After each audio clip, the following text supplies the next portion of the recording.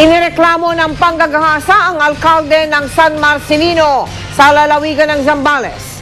Ang nagsampa ng reklamo ay ang 12 taong gulang na si Chariz. Hindi po niya yan tunay na pangalan.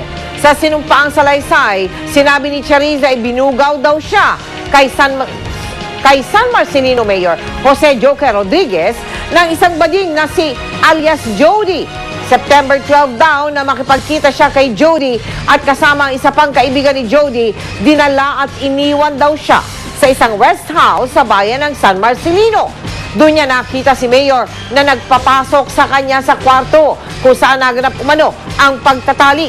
Pinaghahanap na ang alkalde Tambugaw para sa kasong paglabag sa Child Abuse Law at Anti-Human Trafficking Act. Pero sa text message ni Mayor Rodriguez sa GMA News, sinabi niyang nasa piskalya na ang kaso kaya ipapaubayan na niya ito sa kanyang mga abogado. Base po doon sa ating medical legal na issue ng ating officer, ay may karahasan na nangyari sa ating plaintiff.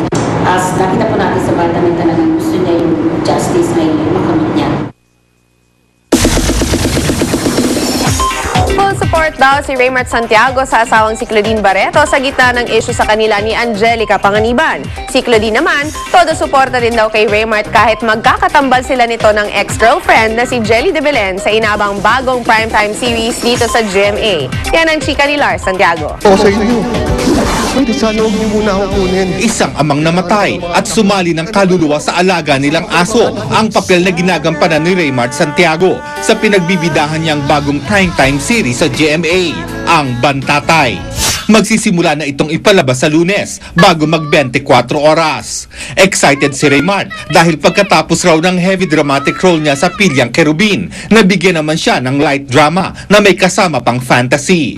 Sa Bantatay rin muling makakatambal ni Raymart ang dating girlfriend niyang si Jelly de Belen.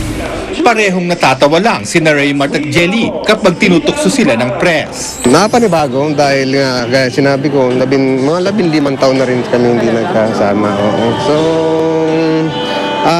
nandun pa rin yung talagang mabait naman si Jelly. Ayan. Para kami 16, oh my God, sabi ko na nga ba, sa aming pagbabalik ng bala? Ano naman kaya ang sabi ni Claudine? Actually, excited si Claudine dito sa show na to. Kagaya sinabi ko rin kanina, siya pa nga yung kinikilig dahil balik tambala namin ni Jelly. Kumusta naman kaya sina Raymart at Claudine ngayong medyo tumahimik ang issue tungkol kina Claudine at Angelica Panganiban?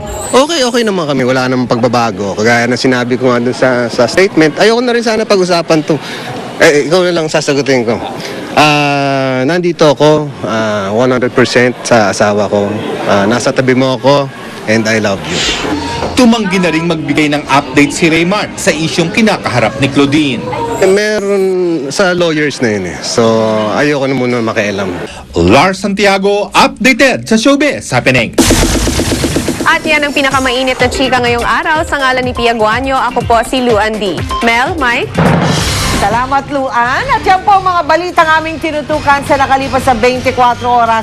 Maraming salamat sa inyong pagtitiwala. Mula sa tahanan ng katotohanan, ako po si Mel Tiang. Ako po si Mike Enriquez. Ito ang GMA. Walang kinikilingan, walang pinoprotektahan. Walang kasinungalingan, serbisyong totoo lamang. At dahil hindi natutulog ang balita, Nakatutok kami 24 oras.